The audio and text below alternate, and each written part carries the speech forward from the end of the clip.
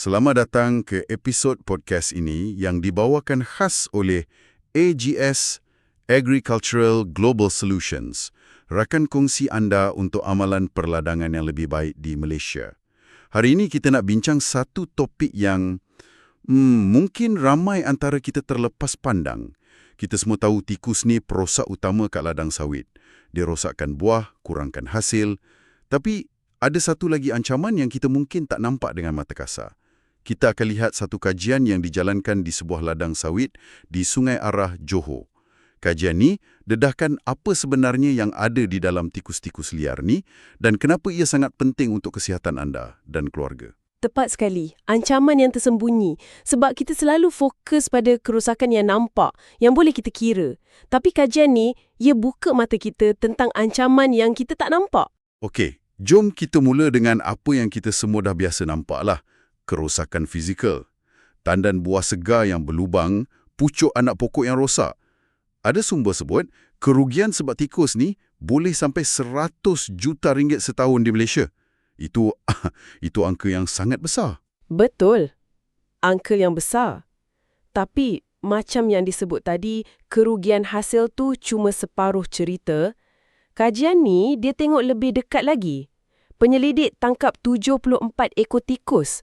Dan apa yang mereka jumpa? Terus terang, ia sangat membimbangkan. Okey, membimbangkan macam mana tu? Daripada 74 ekor tikus tu kan, 68 ekor daripadanya, iaitu lebih daripada 90%, didapati ada jangkitan cacing parasit dalam organ dalaman dia. Kejap, 68 dari 74? Itu lebih 90%? Ya, lebih 90%. Bayangkan, 9 daripada setiap 10 ekor tikus yang berkeliaran kat ladang tu, hampir pasti ada penumpang dalam badan dia. 9 dari 10 ekor. Maknanya, ini bukan masalah terpencil lah. Ini bukan 1-2 ekor tikus yang sakit. Ini dah jadi macam keadaan normal untuk populasi tikus kat sana. Itulah dapatan utama dia. Ia sangat umum. Jadi, ini membawa kita kepada soalan seterusnya. Cacing apa yang dijumpai? Dan kenapa ia berbahaya? Itu yang saya nak tahu. Cacing apa sebenarnya yang hidup dalam tikus-tikus ni? Kajian ni jumpa 2 kumpulan utama. Satu, nematode, itu macam cacing gelang. Satu lagi, cestode, atau cacing pita.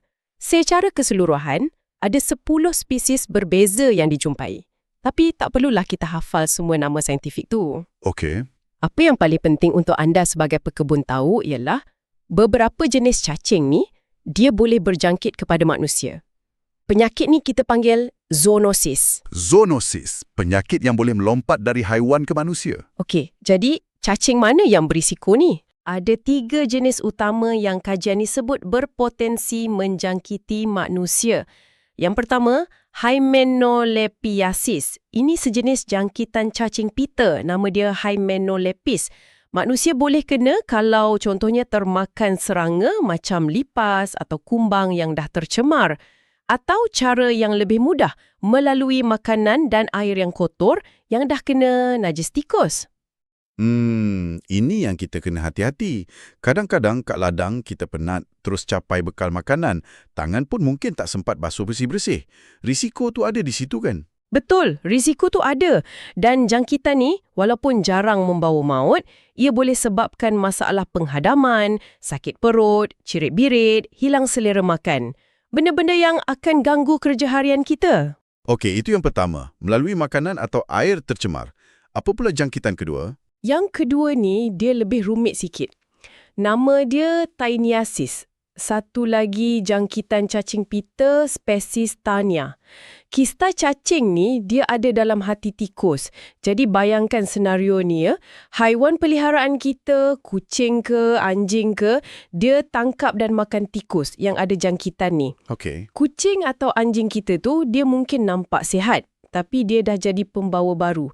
Manusia pula, terutamanya budak-budak yang suka bermain dengan haiwan peliharaan, boleh terdedah kepada telur cacing tu melalui najis haiwan tersebut. Maknanya bahaya tu bukan setakat di ladang. Ia boleh ikut kita balik ke rumah melalui haiwan peliharaan kita sendiri. Tepat sekali. Ini laluan jangkitan yang kita selalu terlepas pandang. Seram juga bila fikirkan. Okey, jadi kita ada risiko dari makanan, risiko dari haiwan peliharaan. Apa yang ketiga? Yang ketiga ni, mungkin yang paling relevan untuk kerja harian kita di ladang. Nama dia Capillariasis, dari cacing Capillaria hepatica. Telur cacing ni, dia ada dalam hati tikus. Apabila tikus tu mati, tak kiralah kena racun ke, kena perangkap ke, dan bangkai dia mereput atas tanah. Tunggu sekejap. Jadi bahaya ni bukan saja dari tikus yang hidup. Tikus yang dah mati pun boleh jadi punca penyakit. Ya, malah mungkin lebih bahaya sebab kita tak nampak. Bila bangkai tu mereput, beribu-ribu telur cacing ni akan terlepas dan mencemari tanah. Dan telur-telur ni sangat lasak, boleh tahan berbulan-bulan dalam tanah. Jadi tanah tu sendiri jadi sumber jangkitan. Macam mana kita boleh terkena dari tanah? Contohnya, kalau kita tak pakai kasut atau boot di kawasan ladang, atau tanah yang kotor tu terkena pada tangan kita, lepas tu kita tak basuh bersih sebelum makan. Maknanya setiap bangkai tikus yang kita biar mereput tu, ia macam bom jangka biologi yang mencemarkan kawasan sekeliling. Betul tu, ia mencemari persekitaran kita untuk satu tempoh yang lama. Okey, persoalan sekarang, adakah semua tikus ni sama bahayanya? Kajian ni ada sebut tak spesies mana yang paling berisiko? Ada. Kajian ni dapati ada satu spesies yang paling menonjol. Nama dia ratus-ratus atau kita panggil tikus rumah hitam. Spesies ni yang paling banyak ditangkap dan yang paling membimbangkan, ia didapati dijangkiti oleh semua jenis parasit yang ditemui. Semua sekali. Kenapa tikus ni istimewa sangat? Sebab tabiat makan dia. Tikus ni tak memilih. Dia makan apa saja. Buah sawit, sisa makanan kita, serangga, bangkai. Jadi, diet dia yang pelbagai tu mendedahkan dia kepada lebih banyak sumber jangkitan. Faham. Jadi dia macam span bergerak untuk segala jenis parasit lah. Lebih kurang macam itulah. Dan kajian juga tunjukkan tikus dewasa ni kadar jangkitan dia lebih tinggi berbanding tikus muda. Kenapa pula macam tu? Logiknya sebab faktor masa. Tikus dewasa dah hidup lebih lama, jadi dia ada lebih banyak masa untuk kumpul macam-macam jenis parasit sepanjang hayat dia. Mesejnya jelaslah. Setiap tikus yang kita nampak, terutamanya yang dewasa, kemungkinan besar adalah pembawa penyakit. Tepat. Okeylah, setelah kita tahu semua risiko ni, apa yang kita boleh buat secara praktikal? Apa yang pekebun boleh buat di ladang, mungkin esok pagi, untuk kurangkan risiko ni? Perkara pertama, dan ini yang paling asas, ialah kita kena ubah cara kita berfikir. Kawalan tikus bukan lagi semata-mata untuk lindungi hasil tanaman. Ia juga untuk melindungi kesihatan. Setiap usaha kita kawal populasi tikus, kita sebenarnya sedang kurangkan sumber penyakit. Jadi, anjakan pemikiran dulu. Kawalan prosat tu adalah penjagaan kesihatan. Okey? Langkah kedua. Kedua, amalkan kebersihan diri yang baik di ladang. Bunyi macam remeh kan? Tapi ini sangat penting. Elakkan makan atau minum dengan tangan yang tak dibasuh. Pastikan sumber air minuman kita bersih, tak terdedah pada pencemaran.